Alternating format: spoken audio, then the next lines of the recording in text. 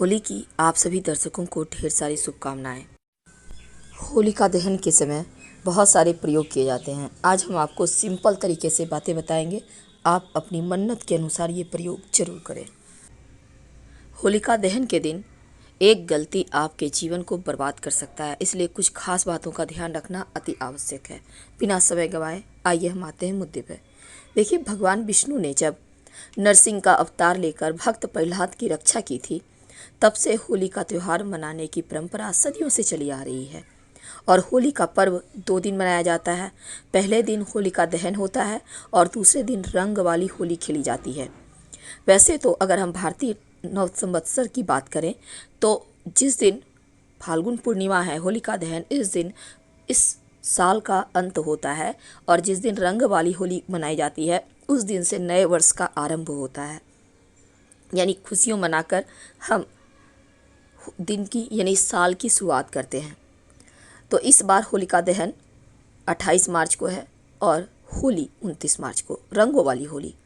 होलिका दहन के दिन कुछ खास प्रयोग, कुछ खास बातों का ध्यान रखना अति आवश्यक है, नहीं तो जीवन में परेशानी आ जाएगी। तो वो कौन सी बातें हैं जिसका ध्यान रखना चाहिए? सबसे पहली बात, होलिका दहन के दिन किसी को भी पैसे उधार देने की गलती ना करें, क्योंकि इस दिन रुपये पैसे का लेन देन करने से घर में पूरे साल धन की कमी आपको महसूस होगी, घर की सुख समृद्धि चली जाएगी। तो होलिका दहन की रात या दिन में पैसे किसी को उधार देने लेने से बचिए जहाँ तक संभव हो, क्योंकि धन बहुत ज़रूरी चीज़ है। लोग टोटके करते हैं, आपसे धन लेकर लोग टोटके करते हैं, भले ही 2 दिन बाद वापस कर दें, लेकिन आपके लक्ष्मी को आप वो प्राप्त करना चाहते हैं, आपके भाग्य को प्राप्त करना चाहते हैं, तो समझिए इशारा और किसी को भी ना दें। यदि किसी महिला का सिर्फ एक ही पुत्र है तो उसे होलिका दहन की अग्नि नहीं जलानी चाहिए, प्रज्वलित नहीं करनी चाहिए। लेकिन अगर किसी महिला को एक पुत्र भी है, पुत्री भी है, यानी 2 संतान हैं, तब होलिका दहन की अग्नि वो प्रज्वलित कर सकती हैं। इस बात का ध्यान रखिएगा। वैसे तो हर कोई नहीं करता है अग्नि प्रज्वलित, लेकिन छोटी छोटी जानकारियाँ बहुत काम की होती है, इसके आपको बेनिफिट ही मिलेंगे। होलिका दहन के दिन तमाम तरह के लोग टोने टोटके करते हैं, तांत्रिक क्रियाएं करते हैं। टोटकों के लिए प्रसिद्ध है होलिका दहन की रात। तो इस दिन सफ़ेद चीज़ मत खाइए, सख्त मनाही। यानी किसी का भी दिया हुआ बतासा है, मिश्री है, सफ़ेद मिठाई है, दूध है, भूल कर भी सेवन ना करें, क्योंकि सफ़ेद चीज़ों से नकारात्मक शक्तियाँ जल्दी आकर्षित होती है। इसलिए खीर, दूध, दही, बतासे कोई भी दे मत खाइए। कोशिश कीजिए अपने भी घर में ना खाने की। होलिका दहन के दिन इन चीज़ों का ध्यान रखिएगा तो बढ़िया रहेगा। देखिए, होलिका दहन में क्या होता है ना, बहुत सारे लोग आम के टहनी, बट वृक्ष के टहनी, पीपल के टहनी वगैरह जला देते हैं, लेकिन मत जलाइएगा, ये अशुभ माना जाता है, क्योंकि इन तीनों ही पेड़ों में नई कोपलें आती हैं, जलाना सही नहीं है। हाँ, आपको जलाना है, आप गुल्लड़ का पेड़, अरंडी का पेड़ की लकड़ी का इस्तेमाल कर सकते हैं। गोबर के कंडे उबले जलाए जाते हैं। ज्योतिष की माने तो होलिका दहन के दिन महिलाओं को सिर ढककर ही हमेशा रहना चाहिए, कभी भी खुले बाल ना रखें। अब वे चाहे तो अपने पुत्र के दीर्घायु के लिए इस दिन उपवास भी रख सकती हैं, क्योंकि ऐसा करने से भगवान श्री कृष्ण की विशेष कृपा मिलती है और उनका पुत्र चिरंजीवी होता है, खूब मान सम्मान कमाता है। होलिका दहन के दिन अपनी माँ का अपमान ना करें, इससे आपको जीवन में दरिद्रता का सामना करना पड़ सकता है। इस दिन अपनी माता को आप गिफ्ट वगैरह दें, उनके चरण स्पर्श करें। भगवान श्री कृष्ण की कृपा से आपके धन की स्थिति सुधरती चली जाएगी, उन्नति दिन ब दिन होती चली जाएगी। ज्योतिष कहता है कि होलिका दहन के दिन व्यक्ति को अपने परिवार सहित होली की अग्नि में कुछ न कुछ अपने मन्नत के अनुसार डालना चाहिए, लेकिन इसके साथ ही गेहूं गुड़ से बनी रोटी खानी चाहिए।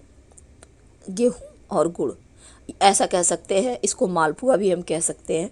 तो मालपुआ खाने का विधान है। इस दिन चने का सेवन करने से शनिदेव की कृपा भी मिलती है। तो आप चने का बहुत तरह की चीज़ें बनती है, नहीं कुछ तो सब्जी बनाए, उसमें 2-4 दाने चने ही डाल दें, शनिदेव की कृपा बरसती है। तो ये छोटा सा प्रयोग जरूर कीजिएगा। होलिका दहन का शुभ मुहूर्त इस बार, चूँकि 28 मार्च को शाम 6:36 से रात 8 बजे तक शुभ योग है और 8:03 से रात 9 बजे तक अमृत काल रहेगा। शास्त्रों की माने तो ये वक्त सबसे उत्तम है। अब सवाल ये होता है कि होलिका की अग्नि में क्या ना डालें। देखिए, पानी वाला नारियल जो साबुत होता है वो मत डालिए, नहीं तो फट पड़ेगा, चारों तरफ चिंगारी उड़ेगी। भूल कर भी गलती ना करें। जब भी डालें नारियल का गोला डालें, उसको कट करके अंदर में कुछ चीज़ें अर्पित करने के बाद, भरने के बाद डालें। ये सबसे शुभ रहता है।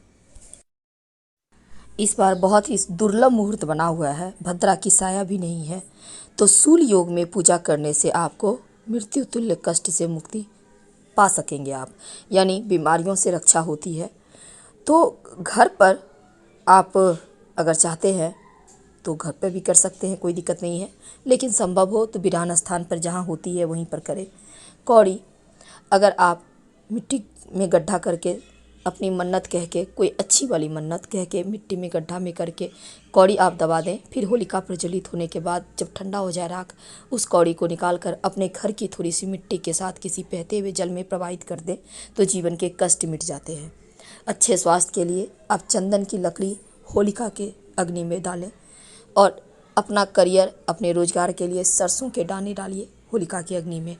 घर परिवार में सुख शांति हो, इसके लिए आटा या फिर जौ की बालियाँ डालिए होलिका की अग्नि में। मृत्यु तुल्य कष्ट से मुक्ति पाने के लिए काला तिल डालें अग्नि में।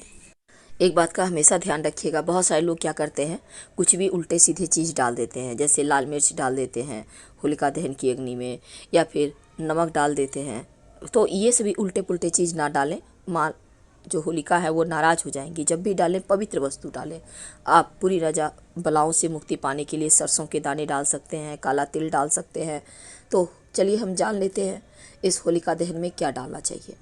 देखिए, सबसे पहली बात तो इस होलिका दहन के स्थान पर जाएं, पहले अग्नि को प्रणाम करें, भूमि पर जल डालें और फिर अग्नि में गेहूं की बालियां, गोबर के उपले और काले तिल के दाने डालें। जो आप गोबर के उपले डालेंगे ना, 7 गोबर के कंडे होंगे, इसके माला बनाकर ही डाला जाता है, इससे ज़्यादा मत लीजिएगा।